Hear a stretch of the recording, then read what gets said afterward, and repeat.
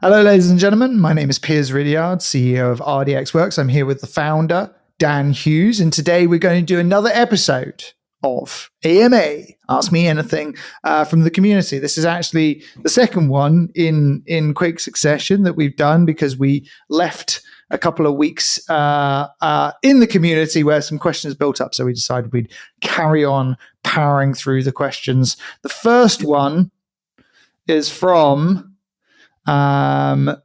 Maximus on Telegram. Right now, there are talks of Russia shutting down the internet and erecting a great firewall of sorts. On a sharded Cerberus network, what would happen in this scenario? Could we see liveness breaks or even loss of data from the network? I'd be interested to see understand what it looks like on both sides of the wall. Good question, and quite a long answer.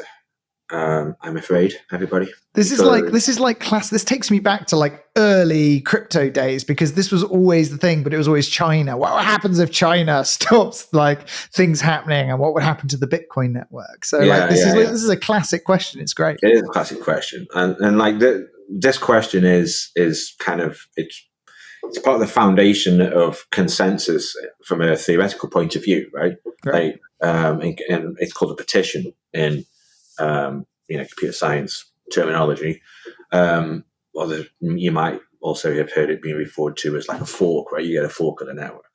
And so when you're thinking about consensus, this is one of the kind of cornerstones of things that you're thinking about.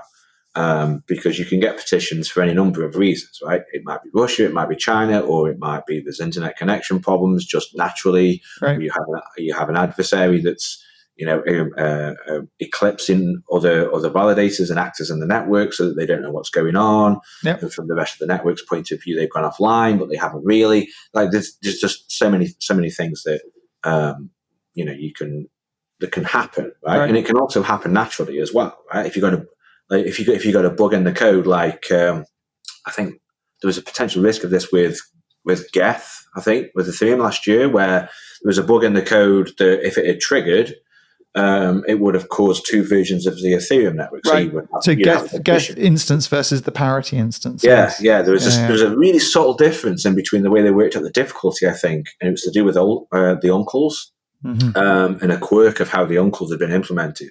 So if that bug had a trigger, then it would have caused a fork in the Ethereum network, or you would have had a petition, right? You would have had Russia and not Russia, or China and not China, right? Depending on which thing you were running. Right. Or Cloudflare goes down, or like Facebook deletes its DNS settings. Everybody's got their bloody validators on like Google Cloud, Azure, and AWS goes down, right? Or there's a connection problem between AWS and the rest of the world, then you have a petition, right? Right. Azure and Google can talk to each other, but AWS is out of the loop. Right. Please don't run your validators on cloud services, right?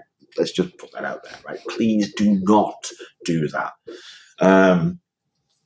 So, I mean, this is just you can just generalize this problem, right? What happens if a portion of the network is not able to be in contact with another portion of the network, right? And sometimes it may just be a simple, split, or you might have splits within the splits, or you might have, 5 or 6 different splits if things are really bad.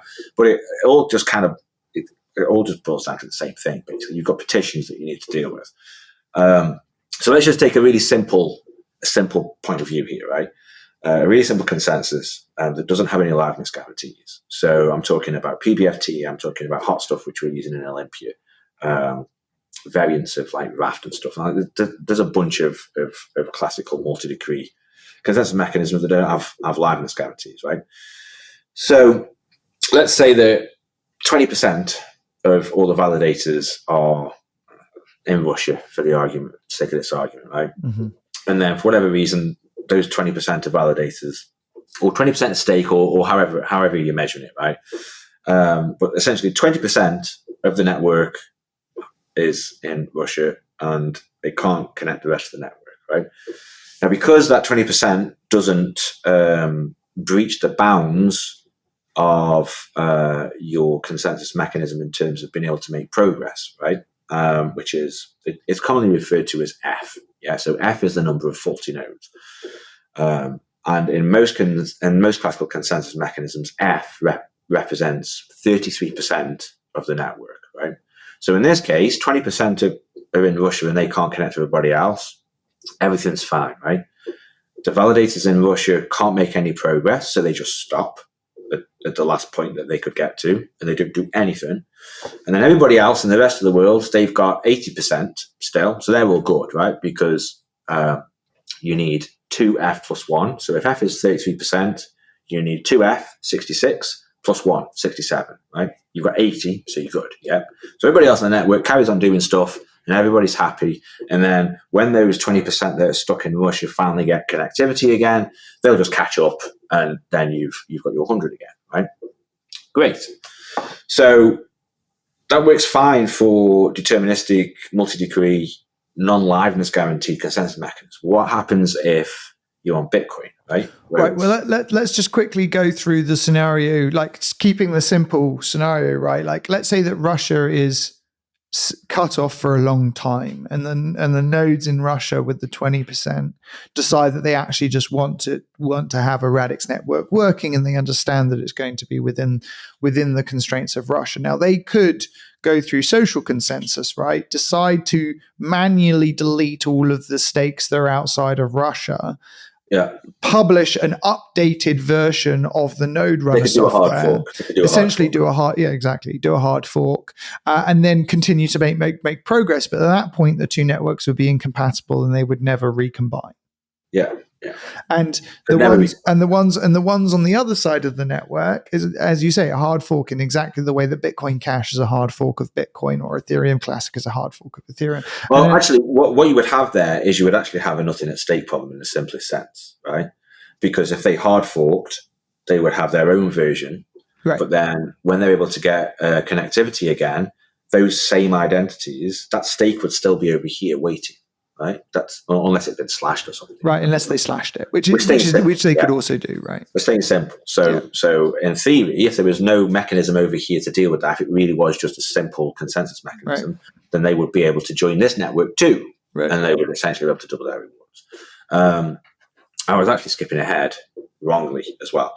So what happens if Russia is, say, 50% of the network? Right. Well, then both of your petitions, they can't do anything, because 50% is over there in Russia, but Russia doesn't have enough to get 67, right? Because they've only got 50. So they all stop. And in the rest of the world, there's also only 50, not enough to get 67% of agreement. So the rest of the world stops as well, right? Now, that's called a strong safety guarantee, because while nothing is happening, nothing can be undone either. Yes, everything just stops. And so in the worst case, you'd have to have hard forks for both of them, right, to get them moving again. Right. And this is because to get finality in Olympia and in hot stuff, you have to have 2/3 of the validators that weighted by whatever weighting you have, and in our case it's stake. So if you go, oh, we know that, there is let's pick a number, 20 billion tokens staked. We know there's 20 billion tokens staked on the network, and we, as in all of the validators, know that. And so to reach quorum on anything, then 2/3 of that has to be signed by a node that has got nodes that have collectively 2/3 of the total stake in the network. 14.5 million stake. 14 million, 14 million stake for consensus to progress, for it to actually be able to reach consensus in the first place. And if you've split the network in two, that's no longer possible. You've got 14, you've got 10 on either side. Right. So you can't do it. So that's obviously a problem, right? I mean, it's a problem, but it's not a problem because you've got safety. So everything that's been done already it's still true and accurate, right? But the issue is that if you have a network that has a lot of scale in terms of the number of validators, right? So, if you've only got like 100 or so validators or 50 or whatever, then in those serious situations where, you don't have more than 67% of your voting power available for whatever reason, right? Whether it's Russia or they've left or whatever, it's possible to, social consensus that and say, okay, guys, we've been stuck for a week. We need to get this thing moving again. What shall we do? Do a new update, etc., etc. But if you scale it up to say 1,000 or 10,000, it's quite difficult to get 10,000 people on a Zoom call, right? And so that's kind of why when you look at any of these, traditional consensus mechanism cryptocurrencies, the validator sets are all still very, very small because there's no liveness guarantee. So when it fails, you need to get on the horn with everybody, like Solana when it crashed, and EOS had a crash many moons ago. EOS, exactly. It was just like, hey, we need to resolve this, right? What can we do? Can you all reset your validators with this new version and stuff? Yep. But obviously the cost of that is security, decentralization, etc., etc. Yeah. So the reason that Bitcoin works in these situations, I say works, but Bitcoin has a liveness guarantee, and it has a weaker safety guarantee. So your safety in Bitcoin is probabilistic, right? And your liveness can still continue because you have a liveness guarantee. Going back to our deterministic one, 50-50 split, they can't even decide to shuffle the validators because they have no liveness, right? They can't say, well, you know what, guys, let's just shuffle the validators around so it's just us. But they can't do that because shuffling the validators needs agreement, and you can't get agreement if you've got no liveness. Right. So you're truly properly stuck. But with Bitcoin, you've got a weak liveness guarantee. So in this situation, what happens is that you end up with let's split it 50-50 again, right? Right. You end up with 50% of your hash power stuck in Russia and 50% of your hash power everywhere else, right? So everybody can still make progress because people can still create blocks. This is the point, right? Even if everybody in the network left, like every miner left except one, then you would still have liveness. It would be unbounded. Some poor guy with his single ant miner, it might take him weeks to create the next block, but it would eventually happen. Right. And this is because of the hardness, right? Like the hardness, or the hash, the difficulty. Sorry. Yeah. Because if you've got say you've got 100 whatever terahashes, right? So the difficulty is tuned. It's adjusted itself so that 100 terahashes of mining power will give you a block on average 10 minutes, right?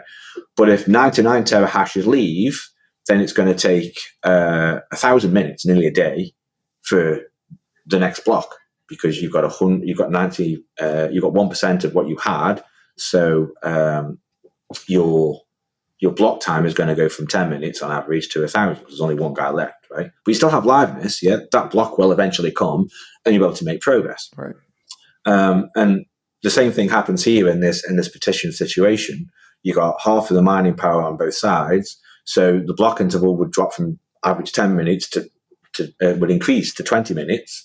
But both sides are still able to make progress, right? You can still make progress and you can still move forward, and you've still got probabilistic safety as well because on both sides, you still require as an attacker 50% of that hash power to be able to create an alternate version and catch up, right? So you still have probabilistic safety. The issue with that is that when Russia eventually rejoins the rest of the network, right, you've then got two potential versions, right? So then you have to decide which one is the one that everybody agrees with, and which is the one that gets dumped. Because if some bastard, like let's say a Russian diplomat, able to move between inside the Russian network and outside the Russian network, and he's got his Bitcoin wallet, he's now able to spend the same Bitcoin on both networks. And when those two converge, one of them will have the longest chain, and all history automatically, unless there is some other coordination, some other social consensus, will be dropped on the shorter of the two chains, meaning that he manages to get away with spending Bitcoin twice because of this probabilistic finality in the way that Bitcoin... You have an impermanent double spend. You have an impermanent double spend, right? It's not the same as impermanent loss, but I thought it was a nice phrase. But yeah, it kind of gets a little bit trickier there as well, because if you've got exactly 50% on both sides, then you likely end up at the time of word's gone. Joining the networks back together again, right? When you when you want to converge, you might have very similar lengths, right? So then there's some other mechanisms underneath. You can look at, okay, well, instead of just the longest, what's the longest and strongest? Yeah, which ones had the most hash power? Right. And you'll always have a winner there, because the probability of having two versions that are exactly the same length and have exactly the same amount of cumulative hash power in them is, it's zero, basically. So in the worst case, it just becomes potluck. That Russian diplomat will be essentially flipping a coin, because it's 50-50 split on which of his two spends would actually be the one that just spend them both to what addresses that aren't yours. He's bought two Ferraris, he's bought two Ferraris. So he has to keep the Ferraris, but from the point of view of the ledger, right? The version of truth, it's potluck for him. Right. I should actually say here, because I don't think this is said enough in these discussions, like, it's really hard to entirely isolate networks at a global scale for extended periods of time. Like, what we're discussing here is an insanely difficult challenge. And when things like, Elon Musk's Starlink now existing, and the ability for people, satellite internet already exists, with the ability of people to be able to find a connection out of a geographic location to another geographic location, what we're talking about is basically impossible to engineer for extended periods of time. Yeah, sure. Like, I think about it, right? You've got your hardwire, and if that goes down, you can hotspot on your phone. Right. And so you've got a connection. And if that goes down, then you can get a nice Starlink dish. Right. And if that goes down, then you just get pigeons. So block cache. Difficulty. This is my block. Go pigeon, go fly. So like a lot of these are really interesting theoretical exercises, but like the ability of I strongly doubt the ability of the Russian government to actually effectively isolate completely the Bitcoin network, or actually any cryptographic network, from the rest. May be able to isolate effectively everyday people's internet connectivity, but for networks of this level, slightly tech savvy, and high economic incentive to ensure that it continues, like the ability to isolate that is basically impossible. I don't even think that China could actually do it effectively.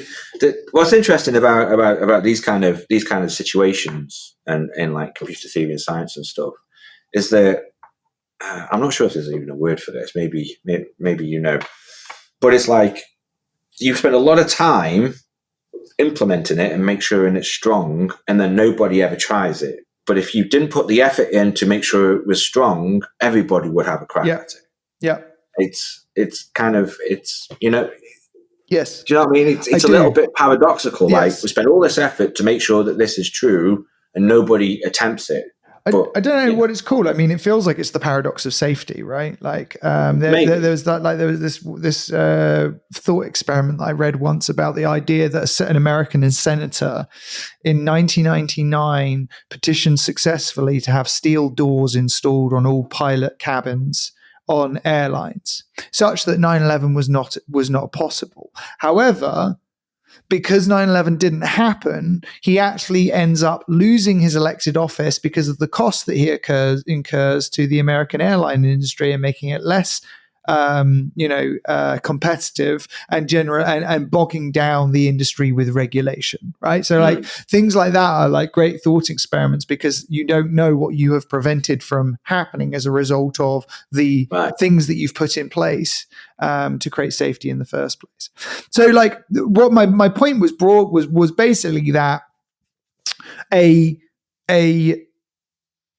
liveness break is normally not that big an issue, because petitions are normally temporary. Like it's a pain in the ass. The network doesn't progress for a couple of hours, but it's like most of these very large petitions that can occur only occur for a short amount of time. And it's the same for Bitcoin. It's like, yes, you may end up being on a petition, but the difficulty increases. And so probabilistically, you're actually producing less blocks anyway. So the number of like resolutions that you need to do when they recombine is pretty low as well. So like from a practical point of view, both of these are good approaches. It's only when those petitions are persistent, either as a result of a very well-resourced malicious attacker, that they create more issue. But like liveness attacks on networks is like causing liveness breaks on purpose is certainly a way of creating mischief on finality of preferring consensus mechanisms like, hot stuff or raft or PBFT or whatever, which is what Cosmos uses. It's what we use. It's what a bunch of other, as in like finality and preferring consensus. Sorry, I just wanted to give that extra color. No, yeah, cool. Yeah. There's obviously some overlap here with what I'm doing with Cassandra as well, right? Because the lack of a liveness guarantee in hot stuff, PBFT, whatever. It's kind of kept me awake, as I've said a few times, right? But it's kept me awake for not just because of this kind of the security aspect of, can someone cause a liveness break? If someone wants to cause a liveness break, they'll cause a liveness break. It's simple as that. As we said about the billionaire spending his billions to just cause mischief, right? If they want to, they will. Yeah. But it's also part of, while it kind of fits into the bigger picture of, while if you have the ability, if the possibility is there for a liveness break to occur, then if that liveness break is persistent for a long amount of time, then you can't really have a large amount of validators, because then you can't orchestrate them into a solution, right? So if you have some kind of, even if it's a soft solution that's native to the network, and then in the worst cases you go to the social consensus if you really have to, even just a weak liveness guarantee in that sense means you can have much larger validator sets there, and so then your decentralization metric is much higher. Even that's got nothing to do with liveness breaks. The fact that you can handle short-lived liveness breaks means that you can have a lot more validators, right? Because most of the time, then you don't need to get on the phone with them all. Yeah, it'll just resolve itself in most cases. So the liveness breaks that would cause you chaos have now been reduced, right? You've reduced the problem set. You've reduced the attack surface, right? And then obviously with more validators, you get kind of a better operating network, because then your transactions can't be censored and all this kind of stuff. And security is higher because all of the stake power is more distributed, right? It's not just collected in a few hands. So even though the motivation of fixing, or finding solutions to this liveness problem have a kind of primary reason, there's a ton of secondary reasons that hang off the back of it.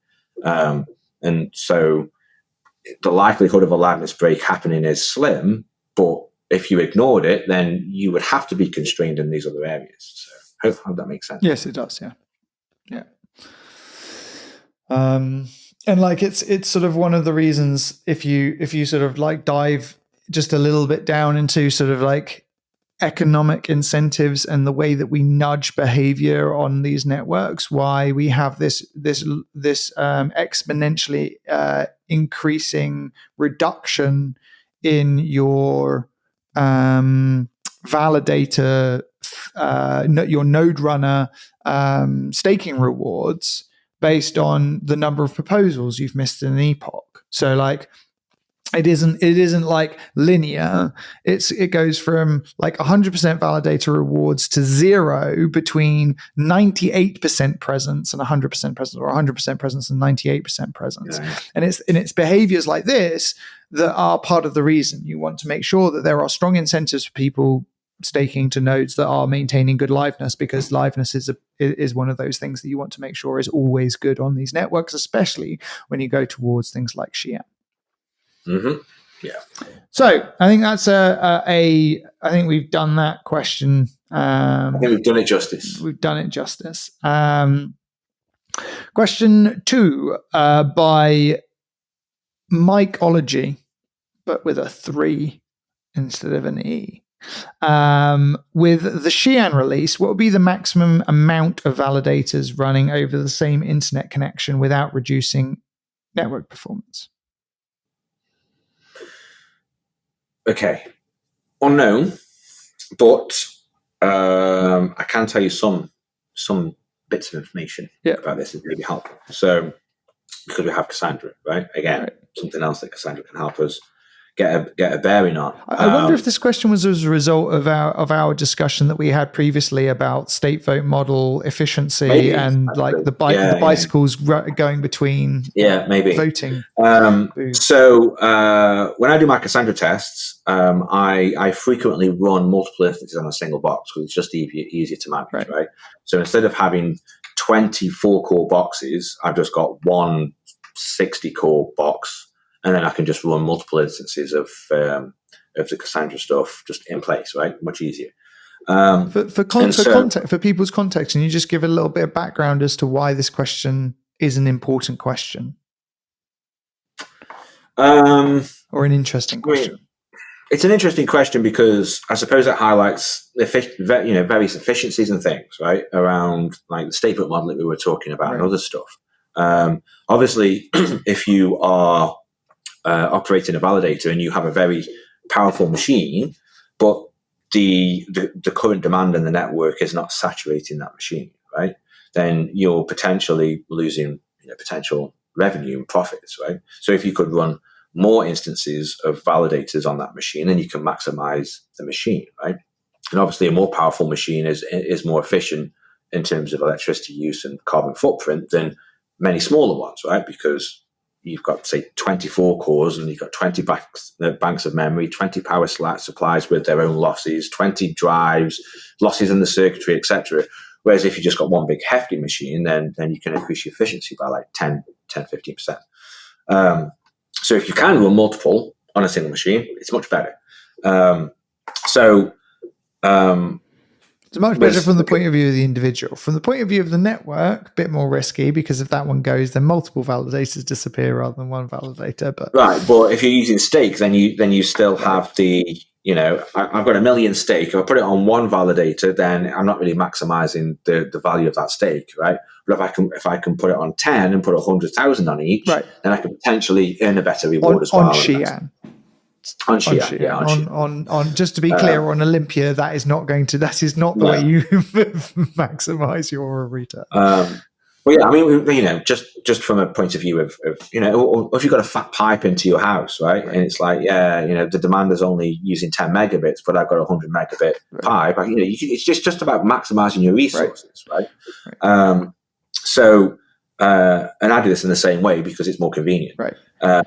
So generally, it depends on a lot of things as well, right? It depends how much demand is in the network, how many transactions per second, etc. All this stuff, right? How many validators you might have to be communicating with.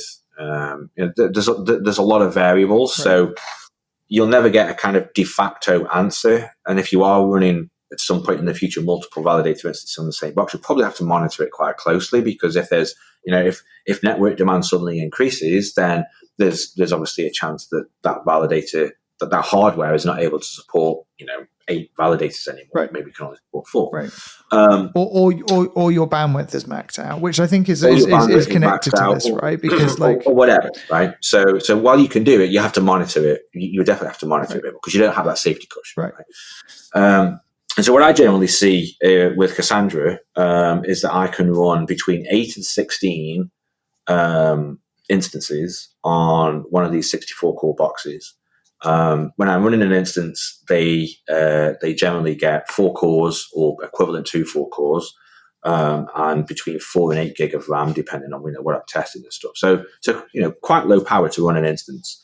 And those instances are generally capable of dealing with approximately 100-ish transactions per second individually, and dealing with all the cross-shard communication and stuff as well. So a 4-core 8 gigabyte instance running on an SSD, you're good for about 100-ish transactions a second in terms of verifying the signatures, doing all the BLS stuff, bandwidth and stuff, right, as well, IO usage of your local machine, just all those kind of things. A 4-core is good for about 100, and like we see with the Raspberry Pis that join as well sometimes.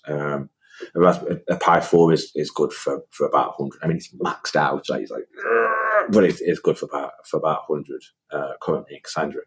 And those 100 transactions a second use, on average, between 150 and 200 kilobytes a second of internet bandwidth. Mm-hmm. So come on 16, I'm using about 3.2, 3.5 megabytes. What's that? It's about 25 megabits.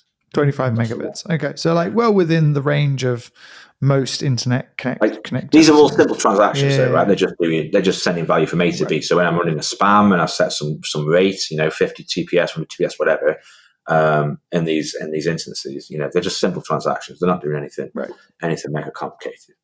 But so if you had a 16 core machine, then you could probably get away with 3 or 4 instances on there, and still leave yourself a little bit of cushion. So you could definitely do it. Obviously, all this might change because this is just Cassandra, and it's not really something I'm actively looking at. It's just something that I can do because it's more convenient for me. From a network security point of view, when you're thinking about the bigger picture, right?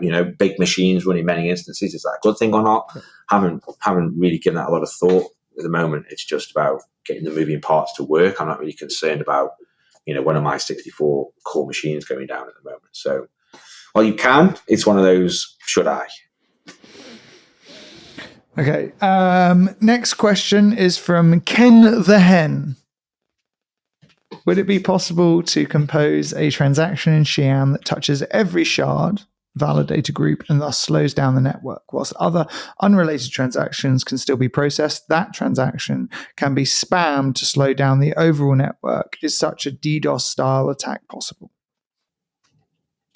You could do it, whether it would actually DDoS or not, before you run out of money in terms of fees. Well, it depends how big your pockets are. So, if you're going to be spamming every validator set, right? So let's say we've got 10 validator sets, 10 shard network, 10 shard group network, 10 validator sets. Then you're going to have a piece of state in each of those validator sets that you can reference in the first place, right? So if you haven't got one there, you're going to put it there, yeah? So there's a bit of bootstrap cost depending on what you attack, what you want to do, how fast you want to run and stuff. So there's some kind of upfront cost that you need to do to move those bits and pieces around in the place you want them. Then you've got to craft a transaction, which is going to be touching at least 10 inputs, and you're probably going to want 10 outputs as well, so that you can just quickly keep recycling, right? So you're 10 inputs, 10 outputs. So you're going to be paying 20-ish X what a normal transaction is going to pay, because you're touching more things, right? You're touching more stuff. You're consuming more things. You are recreating more things, so you can continue attack. So your cost of transaction is going to be 20x, and then obviously you're gonna need to saturate the machines, right? Now this actually leads quite nicely. So in the previous question, I was saying that a 4-core 8 gig instance is good for about 100 TPS, but that's good. That's 100 TPS with some room for spikes, right? So in reality, that 100 TPS can handle shortish term spikes of about 200 to 250 if you really push on it. So you're going to be producing 100 to 200 transactions every second that need to touch all validator sets. So you're paying a 20x fee on that every time, right? And now your issue is, of course, is that if you're so that can get quite costly depending on what you're doing and how long you're doing it for, right? Then if you scale it up to 100 validator sets or 1,000 validator sets, then your costs go up 100 to 1,000x, right? In terms of just the transaction fee. So it starts to get a little bit prohibitive in really large scale sharded environments. So you're going to be paying all these fees.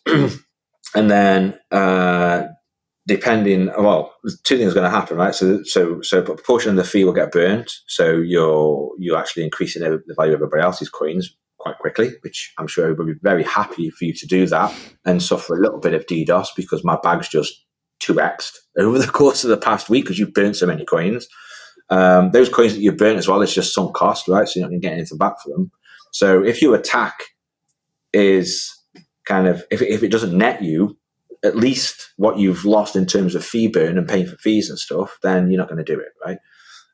If there is a net gain, then you're probably going to see, like in Cassandra, you would see the demand go up, and so there's a potential opportunity there, right, for rewards. Yeah. So what you would actually probably do in those instances, if you were doing it for a long time, is that you would see the network grow in terms of validators, and so the number of shard groups would grow because there's an opportunity there for new validators to join, take some of this load off the network, and earn rewards, right? So your DDoS ultimately would actually make the network more resilient because you're putting value in the network that others can capture. So while you could do it, you'd have to have fairly big pockets. You'd have to do it for quite some time, and it's a lot of work for not much gain. Yeah, and I think this goes back to the principle that sort of like underpins all of these networks, is these networks don't never break in any scenario. Like there are always scenarios. There's always scenarios in which an attacker can overwhelm any network. It doesn't matter what the network is and what consensus mechanism you use and what civil mechanism it uses. By dint of it being a public permissionless network, there has to be some threshold of economic control, reputation, combination of nodes, whatever, that means that they're able to create an attack that could be successful. The question is like, how do you make sure that these attacks are expensive? Well, I've just done some simple number, right? So I mean, this is probably way cheaper than it would actually be. So this is probably best case for your attacker, right? So if each one of these transactions costs you 1 cent, and you need to do 200 a second, right? You need to spike all the validators across the network for them to get unstable, and you want to run it for a day. It'll cost you $172,000. That's pretty expensive. And that's with 10 shard groups, right? So if you 100 shard groups, then you can put a 0 on that at least. So I mean, you're basically. It's possible, like all of these theoretical attacks, all of them. That's for 1 day. So if you want to do it for a week, then it's going to cost you, $1 million, right? So, just with 10 shards. So it just ends up being very expensive. It's not very expensive, yeah. And so you get to the point where you're just like, yeah, if someone wants to do that, fine. Yeah. They want to give us all free money in fees and burn tokens. Be my guest. I will take the inconvenience because eventually you'll run out of money. I have so that was all our questions that are directly from our community. But I have got there was an interesting question. There was a couple of interesting questions that came across on a Reddit forum, looking for in-depth answers to questions related to data architecture, development stage, theory and real simulations versus real-world engineering, roadmap, developer support, project management, governance, interoperability. He wants to know like some simple things, right? Like just one or two simple things. Yeah. Okay, so I'm going to do a quick fire, right? So see how quickly you can answer these questions. I'm under pressure now. 1, UTXO based architecture similar to Cardano. Currently, this is unsharded and won't be sharded in Xi'an phase in 2023. What are the potential issues going from theory to actual engineering the system architecture? I mean, there's a lot. That's why I'm doing Cassandra, to figure out what they are. I mean, probably the main issue with doing that from unsharded to sharded is that you have knowledge gaps, right? So the validators in shard 10 don't know that this thing happened in shard 1. So then you've got to have very strong proofs so that you can shard 10 can be sure that this actually happened. That's probably the hardest part of the whole UTXO thing is making sure that you can send that data in a proof that is compact and that shard can trust it without having to send all of the information in its entirety that actually shows that this happened. Here's the transaction. Here's all the votes. Here's everything. That's probably. We also covered another aspect of this on a previous AMA, but it basically comes down to the fact that the client, the user, doesn't have to choose the UTXOs. Instead, that's dealt with at the sort of the state management level. So from a developer point of view, it doesn't really matter if they did anyway, because they would still get picked up and get dropped, right? So that particular transaction wouldn't even make it into consensus. So. Question 2. This is one about speed. And I'm going to so Radix boasts 1.4 million transactions per second in simulation. Specifically, that's on Tempo, which is a previous version of our consensus. So just to clarify that, Radix website states that it's currently around 50 transactions per second, but a recent Jepsen report says that it starts timing out around 16 transactions per second. So just to follow up on this, Jepsen has since released some statements saying, well, the way that they were doing the testing meant that the 16 transactions per second was under what would actually be expected on the Olympia network, and the 50 transactions per second on the Olympia network is entirely reasonable. We are going to do some throughput testing at some point later on this year, but it's not a high priority. But yeah, we there's also, this came up in the Telegram around the time that report went out as well. And there's a lot of safety checking in the code, right? So it does what's called an F-sync in a lot of places, which means that when you write something, you force it to disk so you know that it's there. And for a lot of things, that's not strictly necessary, because you've kind of got append logs for your database and stuff you can recover from it and stuff. But the implementation was just, okay, let's just make sure that it's very, very safe. Now, F-syncs are very expensive, so if we take the F-syncs out in the places where we can, and have some more kind of like maybe passive error checking there, then you can absolutely push those numbers a little bit. But we wanted to do it safe, not fast. That's and like as all things, like optimization, like it's very tempting. Don't optimize before you need to. It's really tempting to optimize before you need to, because it's like, I could make it go faster. It's like, does it need to go faster? And the answer is no. Right now, no. So like, 50. Team definitely stands by 50 transactions per second on Olympia being what it's capable of performance wise. Like subsequent communications by Jepsen back this up. Plus, we'll do some throughput testing later this year. Does Radix also look at throughput, not transactions per second? Being a does Radix also look at throughput, not transactions per second, not just transactions per second? Being a UTXO chain, does it allow multiple tokens being sent as a single transaction? And what is the size of this in kilobytes? What is the maximum size of this that can be sent? And is that an adjustable parameter? I think Olympia, you can do that. I think there is a size limit, but it's really big. I can't remember what it is. Yeah. And then I did something a couple of months ago where the Cardano guys were saying that this was unique to them. So I implemented it on Cassandra in about a morning, and then put a video up, just quite fun. So it's like, it's definitely not unique to you guys. Sorry. Right. And I think people have done like 20,000, 30,000 token transfers in a single transaction on Olympia when they're doing like an airdrop, doing a single transaction. Yeah. OC has done some massive ones. Although it is the same token that they're sending, though, but you can definitely do it on Olympia. And then I also did it in Cassandra as well, just to show that it's not actually a thing you should believe. So we will definitely move away from post-Babylon.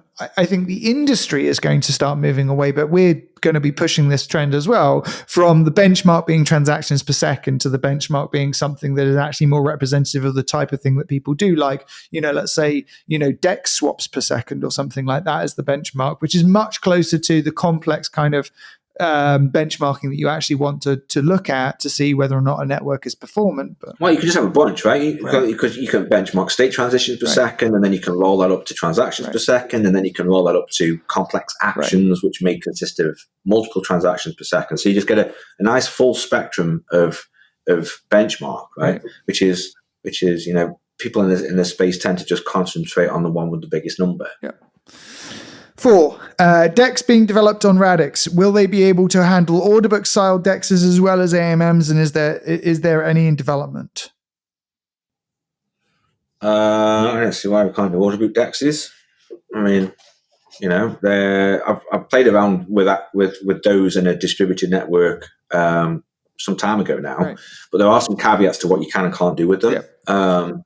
So the mechanics of having an order book and matching the trades between them, and placing your orders and stuff. Did a prototype of that many years ago. I think even before you were around. Yeah. But then there are limitations. So, like, if you put a stop limit on there, everybody can see your stop limit. Right? So, yay, cheap tokens! Yay, I know where I can sell down to. So there are no order book style dexes, to my knowledge, being built on Radix at the moment. I know that there's several like sort of AMM style dexes being built, Aussie swap. Are there any actual order book dexes anywhere? So yes, but they don't work great. So I mean, there was that Ethereum one, but you had to match trade yourself. What was it called? Ether Delta. I think like BYDX is doing some form of order booking on like layer 2 via Starkware. Not just about layer 2s. Give me layer 1s, man. Like layer 1s now. I don't know. So like we've got Aussie swap. We've got what's the one that is currently on Ethereum that's coming across to Radix, made by one of our sort of old community guys, Jazz's platform. Oh, it's DeFi Plaza. That's right. So DeFi Plaza is already on Ethereum. It's being moved across to. That's not a book either, though, is it? No. That's also AMM style, but it's like a more efficient style of AMM. So like everything's pooled in common, which I really like as a concept. It's really cool. Does Radix have probabilistic finality currently at 20 seconds, but 5 seconds in the future? No, it is deterministic finality. Olympia now is sub-second generally, but then when you go into sharding, you just have additional overheads that even if you had hot stuff, there's all the local consensus institutions, finality would still go up because you've just got more things going places, and you're ultimately bounded by the speed of light. So there will always be an increase in finality from unsharded to sharded. Yeah. What is Radix storage solution for archiving? How big is the current blockchain? I can't seem to find data on this. What is the long-term plan for storage so that blockchain doesn't get too bloated? I think this is getting slack somewhere. It's buried. If this is wrong, I apologize, team. But I saw some numbers on this the other day, and I think it's about 100 or so gigabyte when it's actually on the machine, but you can export it, and there's a bunch of like compression and stuff that you can do, and I think it drops down to about 30 gig. It's not huge. It's not huge. And I think so far we've done about 300,000 transactions. No. We've done 1 million. We've crossed 1 million transactions, I think. No, was it 300,000? Okay. This was only a few days ago. It's about 300,000 now, but the total number of kind of consensus, related things that have happened on the network is about 100 million. So if we were taking Solana's method, we would include that. 100 million consensus actions. Woohoo! Yay! That's a lot of transactions, guys. But yeah, I mean, it's not huge, but obviously Olympia is unsharded, as will be Babylon, so that will grow over time until we get to Xi'an and we can chop it all. Right, and then archiving gets pushed back as another question for a lot longer because the sharding mechanism for Xi'an makes it much more easy for nodes to tune how much of their storing of the entire ledger state. So that like archiving is always a little bit like a tricky topic. Like there's some considerations that have to be done, and again, this is the same thing as optimization. Like there's a lot of nuances as well, right? Like, are you archiving the transaction data? Are you just archiving the kind of consensus outputs or all the quorum certificates? Are you just going to roll those things up into a zero knowledge proof and just store that? so that you can just prove that this bit that's been not archived yet is starting from the right state input, because here's a rolled up batch of state UTXOs that sit in the zero knowledge, right?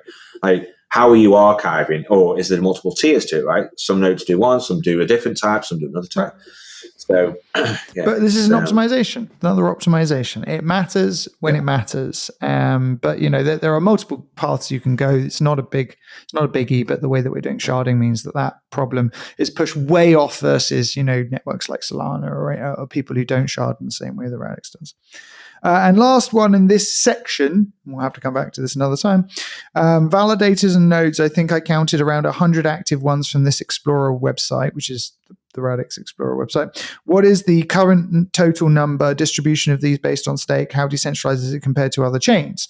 So it is 100 because there's a maximum number of validator nodes on the Olympia network of 100. That massively expands at Xi'an. We strongly encourage people not to stake over 5% on any given validator. If you look at the list, it actually shows you which is over 5%, which is under. We say the rule of 5, delegate your stake to 5 different validators with no more than 5% on those nodes. And so far, we've actually got a pretty good spread. Not bad. It's pretty good. I'm not actually sure what the Nakamoto number is. I haven't done it for a while, but maybe somebody can and let us know. I think it's all right. I think it's all right. It's not amazing. It's not terrible. It's very middle of the road right now. But for a network that is in its very early phases, I'm super happy.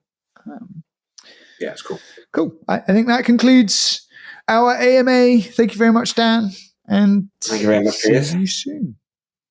Bye.